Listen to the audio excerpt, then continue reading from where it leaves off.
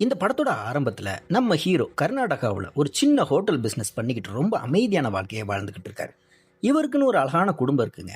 அன்பு காட்டுற மனைவி, கூடவே இருக்கிற அம்மாவும் அண்ணனும். எல்லாத்துக்கும் மேல இவருக்கு ஒரு அழகான ஆண் குழந்தையும் இருக்கு. ஆனா அந்த சின்ன பையனால நடக்க முடியாது. அவன் ஒரு மாற்றுத்திறனாளி. இருந்தாலும் இந்த மொத்த குடும்பமும் அந்த பையனை தங்களோட கண்ணுல வச்சு தாங்குறாங்க. சின்ன பிசினஸ், அழகான குடும்பம்னு ஹீரோவோட லைஃப் செம ஸ்மூத்தா போயிட்டு இருக்கு. பையனுக்கு கால் பலவீனமா இருக்கிறதுனால தினமும் ஹீரோ தான் அவனை ஸ்கூல்ல ட்ராப் பண்ணி பிக்கப் பண்ணுவார். ஒரு நாள் ஹோட்டல் வேலையால பையனை பிக்கப் பண்ண ஹீரோ கொஞ்சம் லேட்டா போறாரு. அங்க போய் பார்த்தா அதிர்ச்சி காத்துக்கிட்டு இருக்குங்க. பையனை காணும். பதறிப்போன ஹீரோ டீச்சர் கிட்ட கேட்க, நீங்க பயப்படாதீங்க, ஸ்கூல்ல சிசிடிவி கேமரா இருக்கு, செக் பண்ணி கண்டுபிடிச்சிடலாம் அப்படிங்கிற மாதிரி சொல்றாங்க. பையனை காணுன்ற நியூஸ் கேட்டு மொத்த ஃபேமிலியும் ஸ்கூல்ல வந்து நிக்கிறாங்க. சிசிடிவி ஃபுட்டேஜை ப்ளே பண்ணி பார்க்கும்போது அந்த 4 பேருக்குமே இடி விழுந்த மாதிரி ஒரு மிகப்பெரிய அதிர்ச்சியை காத்துக்கிட்டு இருக்குங்க. ஏன்னா அந்த பையனை கூட்டிட்டு போனது இவங்களுக்கு ரொம்பவே வேண்டப்பட்ட தெரிஞ்ச ஒரு ஆளு தாங்க. ஆனா அவரோட முகத்தை பார்த்ததுமே இந்த குடும்பமே பயத்துல நடுங்குது. அப்பதாங்க நமக்கு புரிய வருது, இந்த குடும்பத்துக்கு பின்னாடி ஏதோ ஒரு பயங்கரமான கடந்த காலம் இருக்கு அப்படின்னு. அப்படியே சீன் கட் ஆகி சில வருஷங்களுக்கு முன்னாடி நடந்த கதையை நமக்கு காட்டுறாங்க. அப்படியே சென்னை சிட்டியை காட்டுறாங்க. இங்க மித்ரா அப்படின்ற ஒரு பொண்ணு தான் பிரெக்னண்டா இருக்கிற விஷயத்தை தெரிஞ்சுக்கிட்டு ஹாஸ்பிட்டல்ல செக்கப்புக்கு வராங்க. டாக்டர், குழந்தை ரொம்ப ஆரோக்கியமா இருக்குமா, உங்க ஹஸ்பண்ட் வரலையா அப்படிங்கிற மாதிரி கேட்க, மித்ரா அவருடைய ஹஸ்பண்டை பத்தி வாயையே திறக்காம அமைதியா இருக்காங்க. செக்கப் முடிஞ்சு வீட்டுக்கு வந்து பார்த்தா அங்க ஒரு பெரிய பஞ்சாயத்து நடந்துகிட்டு இருக்கு. ஹவுஸ் ஓனர் இவங்களோட திங்ஸ் எல்லாத்தையுமே ரோட்ல தூக்கி போடுறாருங்க. ஏன்னா மித்ரா சில வருஷங்களுக்கு முன்னாடி ஒரு பெரிய கம்பெனி மூலமா லீஸ் அக்ரிமெண்ட் போட்டு தாங்க அந்த வீட்டை வாடகைக்கு எடுத்துப்பாங்க. ஆனா அந்த கம்பெனி ஒரு ஃப்ராடு கம்பெனிங்க. ஹவுஸ் ஓனருக்கு சரியா வாடகை கொடுக்காம ஏமாத்திட்டு ஓடிட்டாங்க. உனக்கும் எனக்கும் எந்த சம்மந்தமும் இல்லை, வீட்டை காலி பண்ணிட்டு போ அப்படின்னு சொல்லி ஹவுஸ் ஓனர் கத்த, கர்ப்பமா இருக்கிற மித்ராவுக்கு அடுத்த வேலை எங்க தங்குறதுனே தெரியாம ஃப்ரெண்ட்ஸ் வீடு ஹாஸ்டல்னு அலைஞ்சு திரிஞ்சு கஷ்டப்படுறாங்க. அப்படியே இந்த பக்கம் நம்ம ஹீரோவை காட்டுறாங்க. ஹீரோவோட லைஃப்ல அப்போ எந்த ஒரு சுவாரஸ்யமும் கிடையாதுங்க. ஏன்னா ஊரை சுத்தி கடன் பிரச்சனை, லோன் தொல்லைன்னு தலைக்கு மேல இருக்கு. அவர் இபி ஆபீஸ்ல கரண்ட் பில் கட்டுற இடத்துல ஒரு சாதாரண கேஷியரா ஒர்க் பண்றாரு. வர்ற கொஞ்சம் வருமானத்தை வச்சுக்கிட்டு கடன்காரங்களுக்கு பயந்து வீட்டோட பின்வாசல் வழியா எகிரி குதிச்சு ஓடுற நிலைமையில தாங்க அவரோட வாழ்க்கை போய்கிட்டு இருக்கு. இன்னொரு பக்கம் யோகின்னு ஒருத்தர், அவரோட அப்பா ஒரு மிகப்பெரிய ட்ரஸ்ட் நடத்தி ஏகப்பட்ட மக்களுக்கு நல்லது பண்ணியிருப்பார். இப்போ யோகியோட அம்மாவுக்கு உடம்பு சரியில்லாம போக ஹாஸ்பிட்டல்ல அட்மிட் பண்ணிடுறாங்க. அங்க டாக்டர் செக் பண்ணிட்டு, உங்க அம்மாவுக்கு லங் கேன்சர், இதை குணப்படுத்தணும்னா 10 லட்சம் ரூபா வேணும் அப்படிங்கிற மாதிரி சொல்றாங்க. 10 லட்சத்துக்கு யோகி எங்க போவாரு? நம்ம அப்பா இத்தனை பேருக்கு உதவி பண்ணியிருக்காரு, அவங்க கிட்ட கேட்போம் அப்படின்னு போய் நிக்கிறாருங்க. ஆனா இந்த உலகம் ரொம்ப சுயநலமானது இல்ல. காசு இப்போ வரும் அப்போ வரும்னு எல்லாரும் யோகியை தட்டி கழிச்சு ஏமாத்துறாங்க. மித்ராவுக்கு வீடு இல்லை, ஹீரோவுக்கு கடன் தொல்லை, யோகிவுக்கு அம்மாவோட ஆபரேஷன் செலவு. இப்படி 3 பேரோட வாழ்க்கையும் ஒரு பெரிய கேள்விக்குறியா வந்து நிக்குதுங்க. ஹீரோவுக்கு எப்போதெல்லாம் காசு தேவைப்படுதோ அப்போதெல்லாம் அவரோட பிசினஸ் ஃப்ரெண்டு தாங்க கைமாத்தா காசு கொடுத்து உதவுவார். ஆனா இப்படியே இன்னும் எத்தனை நாளைக்கு ஓட்டுறதுன்னு ஹீரோ யோசிக்கிறாரு. பேச்சுலரான ஹீரோ ரெகுலரா ஒரு ஹோட்டல்ல தாங்க சாப்பிடுவாரு. அங்க இவருக்கு ஒரு குட்டி ஃப்ரெண்டு ஒருத்தன் அறிமுகமாகறான். அவன் அந்த ஹோட்டலுக்கு வரவங்க கிட்ட எல்லாம், என்கிட்ட ஒரு பிசினஸ் ஐடியா இருக்கு, ஆன்லைன் ட்ரேடிங் பண்ணுங்க அப்படின்னு சொல்லிக்கிட்டே இருப்பாங்க. ஹீரோ இப்போ அந்த குட்டி ஃப்ரெண்டு கிட்ட போய், தம்பி நீ சொல்ற ட்ரேடிங்ல உண்மையாவே காசு சம்பாதிக்க முடியுமா அப்படிங்கிற மாதிரி கேட்கிறார். அதுக்கு அவன், நான் ஒரு ட்ரேடிங் கம்பெனியில் தான் வேலை பார்க்குறேன், பெரிய பணக்காரங்களோட காசை வச்சு எப்படி ட்ரேட் பண்ணணும் அப்படின்னு எனக்கு அக்கு வேற ஆணி வேறா தெரியும். ஆனால் இப்போ என்கிட்ட சொந்தமாக இன்வெஸ்ட் பண்ண காசு இல்லை, நீங்கள் கொஞ்சம் அமௌண்ட் கொடுத்தீங்கன்னா நம்ம 2 பேரும் சேர்ந்து ட்ரேட் பண்ணி செம்மையாக சம்பாதிக்கலாம் அப்படிங்கிற மாதிரி ஐடியா கொடுக்குறாங்க. அப்போன்னு பார்த்து அந்த ஹோட்டல் முதலாளி ஹீரோ கிட்ட வந்து, தம்பி நீங்கள் எப்படியும் யூபி ஆஃபீஸில் தானே வேலை செய்கிறீங்க, இந்த ஹோட்டலோட கரண்ட் பில்லையும் அதுக்கான பணத்தையும் வச்சுக்கோங்க, நீங்களே கட்டிடுங்க அப்படின்னு மொத்த பணத்தையும் கொடுக்குறாருங்க. அந்த பணத்தை பார்த்ததுமே ஹீரோவோட மைண்டில் ஒரு குறுக்கு வழி தோண ஆரம்பிக்குது. இபி ஆஃபீஸில் பில் கட்டின கம்ப்யூட்டரில் இருந்து ரிசிப்ட் வரும்ல, ஹீரோ என்ன பண்ணுறாருன்னா அங்கே இருக்கிற பிரிண்டிங் மிஷினை வேணும்னே வேலை செய்யாத மாதிரி கொடுத்துட்றாரு. மெஷின் ரிப்பேர் ஆனதால மக்கள் கட்டுற பணத்துக்கு தான் கையாலேயே பில் எழுதி கொடுக்குறாரு. ஆனால் ஹோட்டல் முதலாளி கொடுத்த பணத்தை அவர் சிஸ்டத்தில் ஏற்றவே இல்லைங்க. அந்த பணத்தை அப்படியே அமைக்கி தான் குட்டி ஃப்ரெண்டு கிட்ட கொடுத்து ட்ரேடிங்கில் இன்வெஸ்ட் பண்ண சொல்கிறாரு. இப்படி ஹீரோ ஏமாற்றி சம்பாதிக்க ஆரம்பிக்கிறாருங்க. அதே நேரத்தில் மித்ரா ஒரு ஐடியா பண்ணுறாங்க. ஒருத்தன் உன்னை ஏமாத்திட்டானா அவன் உன்னை ஏமாத்திட்டாதான் நினைக்காத, உனக்கு எப்படி வாழணும்னு கற்றுக் கொடுத்துருக்கான் அப்படின்னு நினைக்கணும் அப்படின்ற ஃபார்முலாவை கையில் எடுக்கிறாங்க. எப்படி ஒரு ஹவுசிங் கம்பெனி இவங்களை ஏமாத்துச்சோ அதே மாதிரி இவங்களும் ஒரு ஃபேக் கம்பெனியை ஸ்டார்ட் பண்ணுறாங்க. சென்னையில் காலியாக இருக்கிற வீடுகளோட ஓனர்கிட்ட போய், உங்கள் வீட்டுக்கு நாங்கள் ஆளுங்களை கூட்டிகிட்டு வரோம் அப்படின்னு சொல்லி வரவங்க கிட்ட இருந்து லீஸுக்கு ஒரு பெரிய தொகையை அட்வான்ஸாக வாங்கிக்கிறாங்க. அந்த பணத்தை வச்சு ரொட்டேஷன் பிஸ்னஸ் பண்ணி வீட்டு ஓனர்களுக்கு மாதம் மாதம் வாடகையை மட்டும் கொடுத்து ஏமாற்ற தொடங்குறாங்க. இவங்க 2 பேருமே இப்படி இருக்க யோகி பாபு ஒரு காரியம் பண்ணுறாருங்க. தான் அம்மாவோட ஆப்ரேஷனுக்காக அங்கே அப்பா நடத்தின ட்ரஸ்ட்டோட சோசியல் மீடியா அக்கௌண்ட்லேருந்து எங்கள் அம்மாவோட ஆப்ரேஷனுக்கு பணம் தேவைப்படுது, உதவுங்க அப்படிங்கிற மாதிரி போஸ்ட் போடுறாரு. அவங்க அப்பா செஞ்ச நல்ல காரியத்துக்காக அடுத்த நாளே அக்கௌண்ட்டில் 10,000 20,000 பணம் குவிய ஆரம்பிக்குது. பணத்தை எடுத்துகிட்டு ஹாஸ்பிட்டல் போனால் அங்கே தாங்க ஒரு செம ட்விஸ்ட்டு.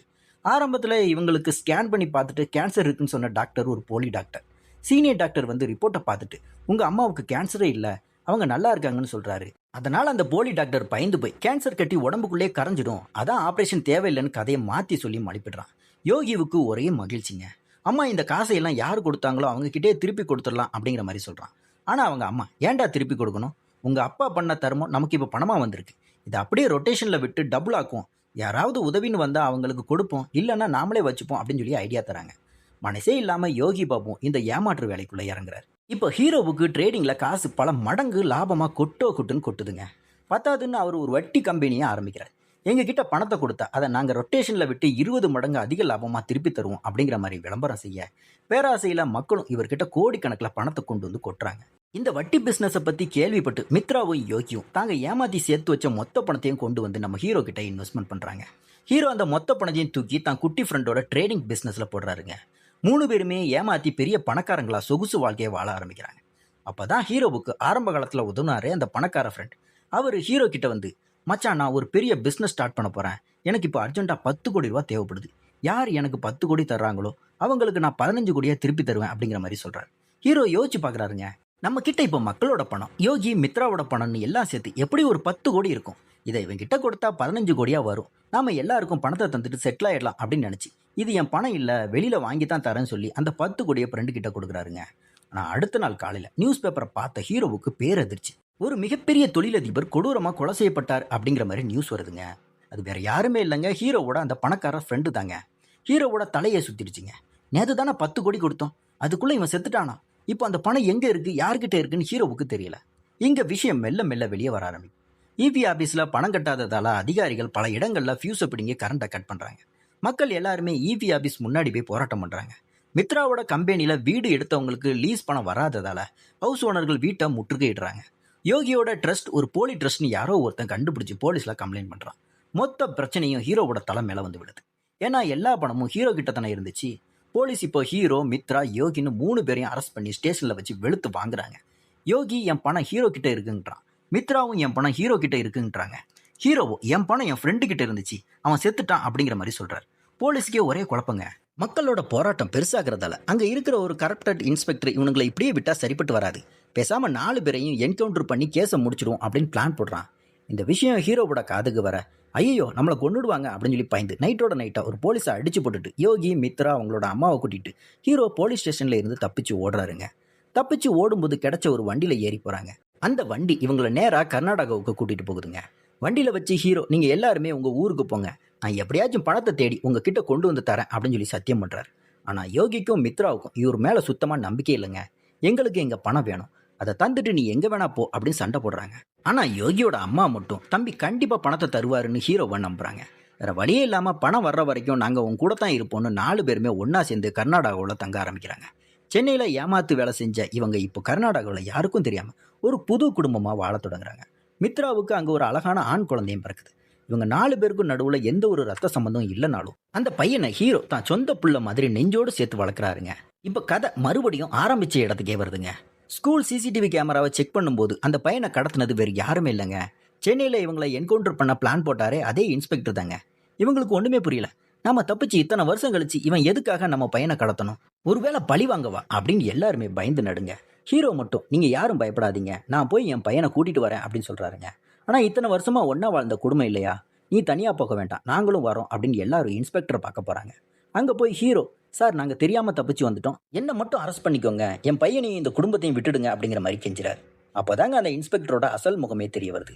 அன்னைக்கு போலீஸ் ஸ்டேஷனில் இருந்து ஹீரோவோட டீம் தப்பிக்கலைங்க, இந்த இன்ஸ்பெக்டர் தான் வேணும்னே அவங்கள தப்பிக்க விட்டுருக்காரு. ஏன்னா இவங்களை எப்போவாவது தனக்கு சாதகமாக யூஸ் பண்ணிக்கலாம் அப்படிங்கிறது தான் அவரோட பிளான். அந்த இன்ஸ்பெக்டர் பார்க்க சாதுவாக இருந்தாலும் ஒரு மாஸ்டர் மைண்ட் ஃப்ராடுங்க. காசுக்காக எதை வேணாலும் செய்வாங்க. ஆனால் அவன் சம்பாதிச்ச மொத்த பணத்தையும் சூதாட்டத்தில் தோத்து இப்போ நடுத்தரில் நிற்கிறான். அவனுக்கு இப்போ லைஃப் டைமுக்கு செட்டில் ஆக ஒரு பெரிய பிளான் வேணும். நீங்கள் தான் ஏமாத்துறதுல பெரிய ஆளுங்களாச்சே, எனக்கு லைஃப் முழுக்க பணம் வர்ற மாதிரி ஒரு பிளான் சொல்லுங்கள், உங்கள் பையனை விட்டுடுறேன் அப்படிங்கிற மாதிரி டீல் பேசுகிறான். பையனை காப்பாற்ற வர வழியே இல்லாமல் ஹீரோ ஒரு பயங்கரமான ஐடியா பண்ணுறாருங்க. சென்னை வர வழியில் ஒரு மூடப்பட்ட கைவிடப்பட்ட டோல்கேட்டை ஹீரோ பார்த்துருப்பாரு. அங்கே இப்போ வண்டிகள் எல்லாம் ஃப்ரீயாக போயிட்டுருக்கும். ஹீரோ சொல்கிறாரு, இப்போ இந்த டோல்கேட்டை நாமளே எடுத்து நடத்துகிற மாதிரி ஆக்ட் பண்ணுவோம். நார்த் இந்தியாவில் எல்லாம் இப்படி ஏகப்பட்ட ஃபேக் டோல்களை வச்சு கோடிக்கணக்கில் சம்பாதிக்கிறாங்க, இந்த டோல்கேட் மூலமாக வர்ற வருமானத்தை வச்சு உங்கள் பையனை காப்பாற்றிக்கோங்க அப்படின்னு சொல்லி இன்ஸ்பெக்டர் கிட்ட சொல்கிறாருங்க. இன்ஸ்பெக்டருக்கு இந்த ஐடியா பிடிச்சிருந்தாலும் இது கொஞ்சம் நாளைக்கு தான் செட் ஆகும், காலம் முழுக்க பணம் வரணும்னா ஏதாவது ஒரு பெரிய கம்பெனியில் இன்வெஸ்ட் பண்ணணும் அப்படிங்கிற மாதிரி சொல்கிறான். அப்போ ஹீரோ தனக்கு தெரிஞ்ச ஒருத்தர் சொன்ன பிஸ்னஸ் பிளானை சொல்கிறாருங்க. பொதுவாக கரண்ட் இல்லைன்னா ஜெனரேட்டர் போடுவோம்ல, அதுக்கு பெட்ரோல் வேணும். ஆனால் பெட்ரோலுக்கு பதிலாக தண்ணி ஊற்றுனா ஓடுற மாதிரி ஒரு ஜெனரேட்டர் பிளான் என்கிட்ட இருக்குது. இந்த ஐடியா இன்ஸ்பெக்டருக்கு ரொம்பவே பிடிச்சிருக்குங்க. டோல்கேட் மூலமாக வர்ற பணத்தை இந்த தண்ணீர் ஜெனரேட்டர் பிஸ்னஸை இன்வெஸ்ட் பண்ணி லைஃப் முழுக்க சம்பாதிக்கலாம் அப்படிங்கிற மாதிரி பிளான் பண்ணுறாங்க. யாருக்கும் சந்தேகம் வராமல் இருக்க ஒரு பெரிய ஃபேக் கம்பெனியை ஆரம்பிச்சு நியூஸ் பேப்பரில் எல்லாம் விளம்பரம் கொடுத்து போலீஸ், அரசியல்வாதிகள் எல்லாரையும் ஏமாத்துறாங்க. டோல்கேட்டை ரன் பண்ணி தினமும் லட்சக்கணக்கில் பணத்தை சம்பாதிச்சு அந்த இன்ஸ்பெக்டரோட அந்த புது பிஸ்னஸில் இன்வெஸ்ட் பண்ண வைக்கிறாங்க. இவங்களோட பிளான் படி ஒரு 2-3 கோடி ரூபா சேர்ந்ததுமே அந்த பணத்தை இன்ஸ்பெக்டர் கிட்ட கொடுத்துட்டு, சார் நீங்கள் கேட்ட எல்லாத்தையுமே செஞ்சுட்டோம், இப்போ என் பையனை ஒப்படைங்க அப்படிங்கிற மாதிரி ஹீரோ கேட்குறாரு. ஆனால் அந்த வில்ல இன்ஸ்பெக்டர் சிரிச்சுக்கிட்டே துப்பாக்கி எடுத்து ஹீரோ நெத்தியில் வைக்கிறாங்க. நான் பையனை விடுவேன்னு தான் சொன்னேன், உங்களை விடுவேன்னு சொல்லவே இல்லையே, உங்களை உயிரோட விட்டா பின்னாடி எனக்கு தான் பிரச்சனை வரும் அப்படிங்கிற மாதிரி மிரட்டுறான். ஹீரோவோட டீம் இப்போ அதிர்ச்சியில் நிற்கிது. வேற வழியே இல்லைன்னு தெரிஞ்சதுமே ஹீரோ, சார் நாங்கள் சாகிறதுக்கு முன்னாடி கடைசி முறையாக என் பையன் கிட்ட ஃபோனில் பேசணும் அப்படிங்கிற மாதிரி கேட்குறாரு. இன்ஸ்பெக்டரும் ஃபோனை போட்டு கொடுக்குறாருங்க. ஃபோனை வாங்கின ஹீரோ தன் பையன் கிட்ட, கண்ணா உனக்கு முன்னாடி எத்தனை பேர் இருக்காங்க அப்படிங்கிற மாதிரி கேட்குறாரு. 2 பேர் இருக்காங்கப்பா அப்படின்னு பையன் சொல்ல, சரிடா நீ இருக்கிற லொக்கேஷனை எனக்கு சென்ட் பண்ணிட்டு அங்கேருந்து வேகமாக எழுந்து ஓடிடு அப்படின்னு ஹீரோ கத்துறாரு. இன்ஸ்பெக்டருக்கும் அவனோட ஆட்களுக்கும் ஒரே சிரிப்பு. டேய் அவனால தான் நடக்க முடியாத, அவன் ஒரு ஹேண்டிகேப்டாச்சே, அவன் எப்படிடா ஓடுவான் அப்படிங்கிற மாதிரி கேட்குறாங்க. ஆனால் அங்கே தாங்க கதையோட மிகப்பெரிய ட்விஸ்டே கொடுக்குறாங்க. அந்த பையன் அங்கே இருந்து மின்னல் வேகத்தில் எழுந்து ஓட ஆரம்பிக்கிறான். ஆமாங்க, அந்த பையனுக்கு காலில் எந்த பிரச்சனையும் இல்லை. ஆரம்பத்தில் இவங்க கர்நாடகாவுக்கு வந்தப்போ அவனை ஒரு பெரிய ஸ்கூலில் சேர்க்கணும்னு ஆசைப்படுறாங்க. ஆனால் அங்கே ரெக்கமெண்டேஷன் இல்லாமல் சீட் கிடைக்கலங்க. அப்போ தான் ஹீரோ, நீ ஒரு மாற்றுத்திறனாளி மாதிரி நடி, உனக்கு உடனே சீட் தருவாங்க அப்படிங்கிற மாதிரி ஐடியா கொடுத்துருப்பாரு. அவனோட படிப்புக்காக ஆரம்பித்த அந்த நடிப்பு இப்போ அவனோட உயிரை காப்பாற்ற உதவுதுங்க. பையன் தப்பிச்சு போயிட்டான் அப்படிங்கிற தைரியத்தில் ஹீரோ டக்குன்னு இன்ஸ்பெக்டரோட துப்பாக்கியை பிடுங்கி அவன் ரிவர்ஸில் மிரட்ட ஆரம்பிக்கிறாங்க.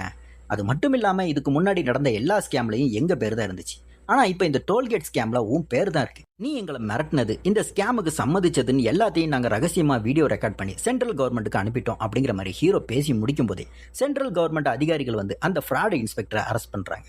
கடத்தல்காரங்க கிட்டேருந்து தப்பிச்ச அந்த பையன் ஓடி வந்து ஹீரோவை கட்டி அணைச்சு அழகுறான்.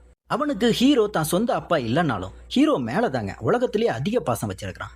இதை பார்த்த மித்ராவுக்கு ஒன்று புரியுதுங்க, ரத்த சம்மந்தப்பட்ட உறவை விட அன்பு சம்மந்தப்பட்ட உறவு தான் பெருசு அப்படின்னு. நாம எல்லாருமே இனிமே ஒரே குடும்பமா வாழ்வோம் அப்படின்னு சொல்லி மித்ரா சொல்ல, அந்த 4 பேருமே உண்மையான ஒரு குடும்பமா மாறுறாங்க. கடைசியா அந்த டோல்கேட் ஸ்கேம் மூலமா வந்த பணத்தை இவங்க எடுத்துக்காம ஆரம்பத்துல இவங்க கிட்ட யாரெல்லாம் ஏமாந்தாங்களோ அவங்க எல்லார்கிட்டையும் தேடி தேடி போய், நாங்க வேணும்னே செய்யல, சூழ்நிலையால தப்பு பண்ணிட்டோம், எங்களை மன்னிச்சிடுங்க அப்படின்னு சொல்லி அவங்களோட பணத்தை ஒப்படைக்கிறாங்க. தங்களோட பாவக்கரையை கழுவிட்டு ஒரு நேர்மையான ஒரு அழகான வாழ்க்கையை நோக்கி அந்த 4 பேருமே தங்களோட அடுத்த கட்ட பயணத்தை தொடங்குறாங்க. இதோட இந்த படத்தோட கதையும் முடியுதுங்க. இந்த கான்சிட்டி படத்தோட முழு கதை விளக்கம் நாங்கள் சொன்ன விதம் உங்களுக்கு பிடிச்சிருந்துச்சுன்னா இந்த வீடியோவுக்கு லைக் பண்ணுங்க, ஷேர் பண்ணுங்க, கமெண்ட் பண்ணுங்க. அப்படியே நம்ம சேனலை சப்ஸ்கிரைப் பண்ணிட்டு பக்கத்தில் இருக்க பெல் ஐக்கானை கிளிக் பண்ணிக்கோங்க. அடுத்து ஒரு சூப்பரான வீடியோவில் உங்களை சந்திக்கிறேன். Tata, bye bye.